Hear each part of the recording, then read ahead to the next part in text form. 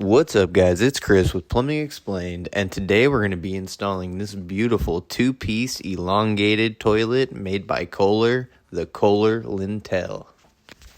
Now, my customer picked this toilet up at Costco. It was part of a package deal. It came with this soft close seat, a wax ring, and even a supply line, a braided steel flex line, guys. So if you have a Costco near you, or a Sam's Club, I guess maybe on the East Coast, I would definitely check for the Kohler Lintelle package. This was a great steal for my customer. Now, one thing is, if you're installing this toilet under a ledge, you want to make sure that your ledge is definitely at least 31.5, maybe 32 inches tall. The Kohler Lintelle, I believe, is close to 31 inches, maybe even over 31 inches tall. And it's really important that if you're putting this in a bathroom that has a ledge or a banjo over the toilet, you want to make sure that it will accommodate this tall Kohler Lintelle toilet. Now, when installing this toilet, the first thing you're going to want to do is you're going to want to throw on the tank to bowl gasket. And you're going to want to make sure that it's nice and flush, completely seated down around the flush valve. Next thing you're going to do is you're going to slip in the tank to bowl bolts. They just slide really nice and snug into this little metal bracket here. And that bracket is actually going to hold them in place and do all the work for you as you thread your tank to bowl nuts and washers up under and secure the tank to the bowl. Now, I always advise, if you're going to be installing this, put a piece of cardboard down or a carpet or something like that. You definitely don't want to be having the porcelain base of the toilet just dragging around on the concrete or somebody's tile floor or something like that. Make sure that you have cardboard down or drop cloth or carpet of some sort. You definitely want to make sure you're protecting the base of this toilet, because you may be sliding it around, and believe me, I've seen them chip, and it's not a good thing. So you saw that tank to bowl bolt popped out on me, and had to go chase it down there. Popped right back in, though. It was because I flipped it around like that. I had it facing that way so I could show you guys, and obviously that's not going to happen to you, so don't worry about it. I always set the one nut and one washer on each side to make it easy on myself. And I like to thread them up hand tight first. And then I will slowly tighten each one until I see the gap disappear. You want to see these little metal ledges seat down onto the porcelain. And you definitely don't want to over tighten it. Another thing is, I'll take my other hand and push down on the tank, helping the nut feed up onto the bolt a little bit more. That way, when I come back with the channel locks, I don't really have to tighten too much more. And I don't really recommend using a socket set on a toilet unless you're experienced doing that. I definitely recommend hand tightening them with a pair of pliers or a channel lock. I install a lot of toilets, and I still like tightening most of my toilets with channel locks or pliers, unless I'm strapped on time or I'm doing a bunch of toilets. Then I'll use a socket set, or this type of wrench here is also okay to use, in my opinion. As long as you know what you're doing, you don't really have to worry about it, especially on these toilets.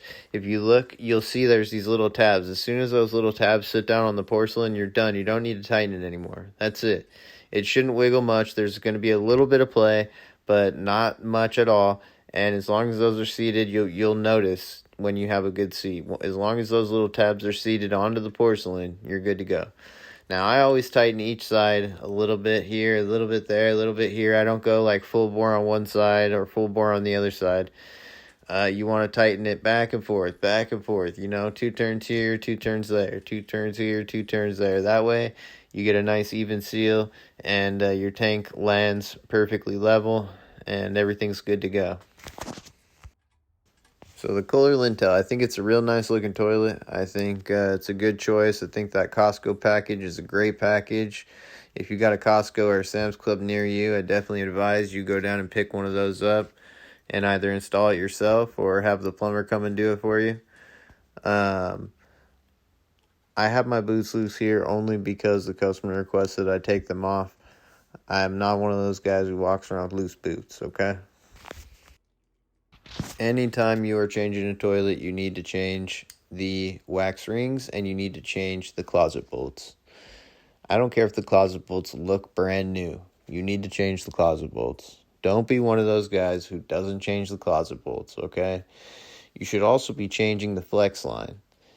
That's just a given. I mean, the only time one of my good friends ever had a real issue, the only time I knew of, the whole time he owned his company, and he owned his company for over 10 years, I think it was close to 15 years when he sold it, was he reused a flex line because a customer was too cheap to replace it. Now, either you get them to sign something saying that they refuse to replace the flex line and you advise them to replace it, or you just throw it in, okay? Because it's not worth the liability. The flex line, especially if they're those little cheapy thin ones or those corrugated steel ones, you need to replace them every time, okay? Break the customer off if they're really that cheap. Tell them, look, I'll do it for you at cost, but you got to pay my parts cost, okay? If they break you down that hard, I mean, or like I said, get them to sign something. But that's one thing you need to do every time is change that flex line. And you also need to change those bolts, okay? You'll be thanking me later. If you just change those two things every time, you will not be setting yourself up for any type of liability issues with these toilet installs, okay? And double wax your toilets, guys. Come on. What's an extra wax ring? Don't you dare get on here and tell me that it's going to cause some type of problem. An extra wax ring is nothing but covering your own butt, okay? So after you've cleaned the area up, you've set your bolts, and you're ready to set your toilet. Here, the bolts bend in a little bit every now and then, and I'll take a big pair of channel locks and I'll straighten them out. That way, when you set the wax and you set the toilet, you don't want any problems once you've got your wax ring set and you're setting the toilet. You want everything to be perfect. So make all your final adjustments before you set your wax down. You only get one shot with the wax. You don't get to set it and then reset it. Once the wax has been set, it's over with. If you mess up, you're going to have to just use 2 new wax rings, and then that ups the cost of the install for you. So to keep costs down, make sure that you set everything up properly before you set the toilet. I recommend putting on some rubber gloves before you start messing with the wax, because the wax can be kind of messy. And if it gets on your hands, it's going to get on your clothes. It can really mess your clothes up if it gets into your clothes. Some clothes it almost never comes out of. So put some rubber gloves on before you mess with the wax. You're always going to want to take your wax without flange. I call them half waxes. And set that wax down onto the flange first. Some of them, it's hard to get them out of that plastic, depending on if they've been in the sun all day or where they've been stored at the store that you buy them at. I noticed different brands also have, they use different plastic to wrap them in, and it can be kind of difficult to get the plastic off. But you definitely want to make sure you get all the plastic off, because that wax is going to be what give you that watertight seal. And again, like I said, you only get one chance at this, one shot at this once you've got the wax down, so you want to make sure that you don't mess it up. Next, you're going to take your wax with flange or wax with horn, depending on what brand you got. That's what it will say on the box. You're going to go ahead and unwrap that out of the plastic and set that on top of the half wax or the wax without flange.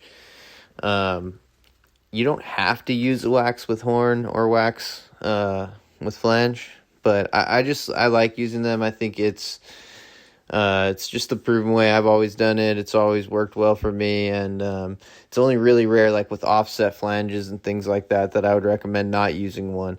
If you've got an offset closet flange or something like that, definitely don't use the wax with flange. It'll cause a lot of clogs and constantly be plunging that toilet and augering that toilet. So if you've got an offset closet flange, you definitely want to use just 2 half waxes.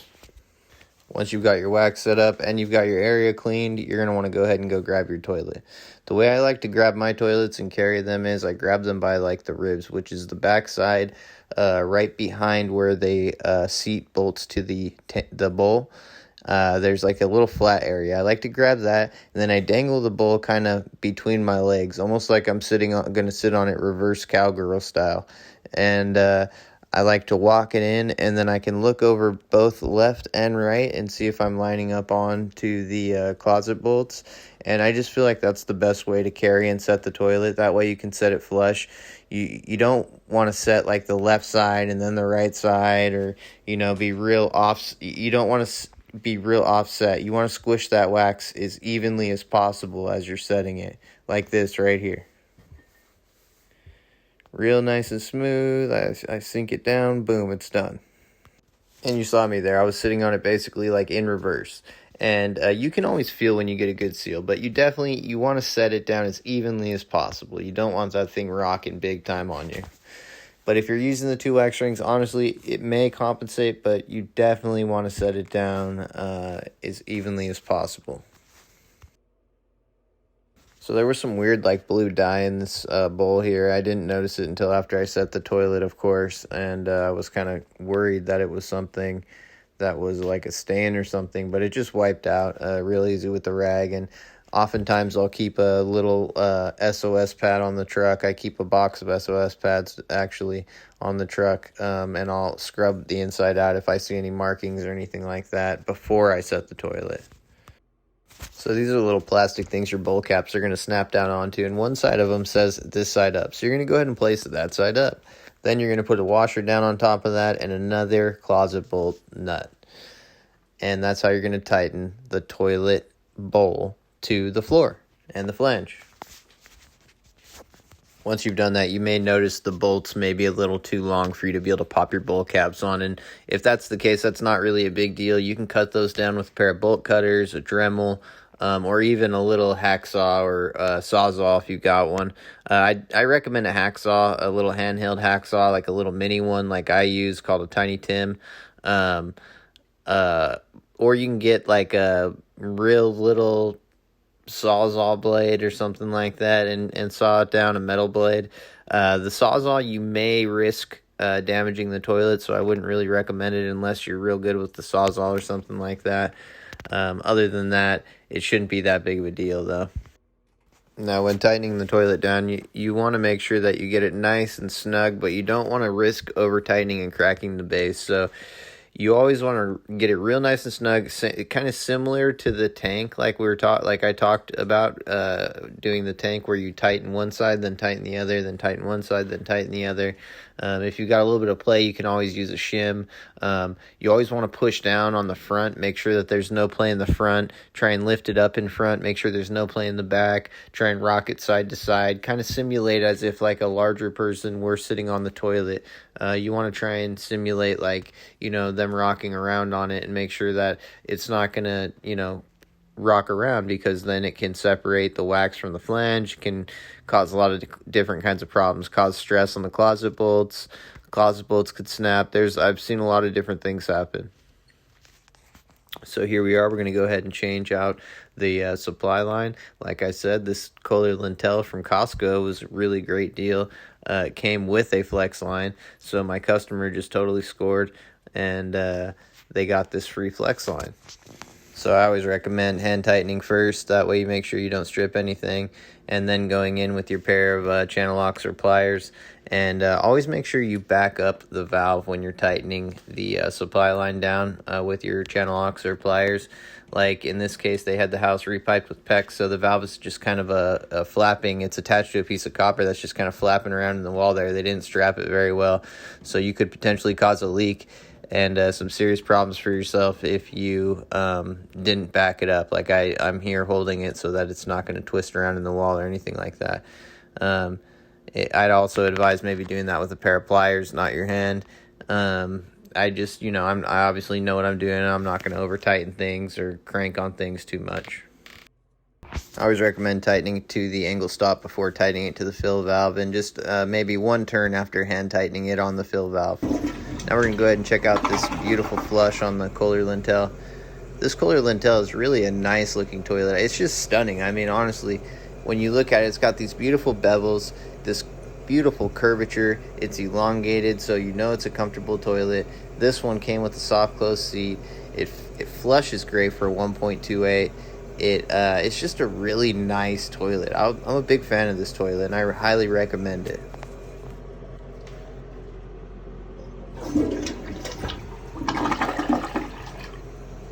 Alright guys, make sure you're subscribed. Let me know how I did down in the comment section. Leave a thumbs up or a thumbs down. Ring the bell for more videos, and take care.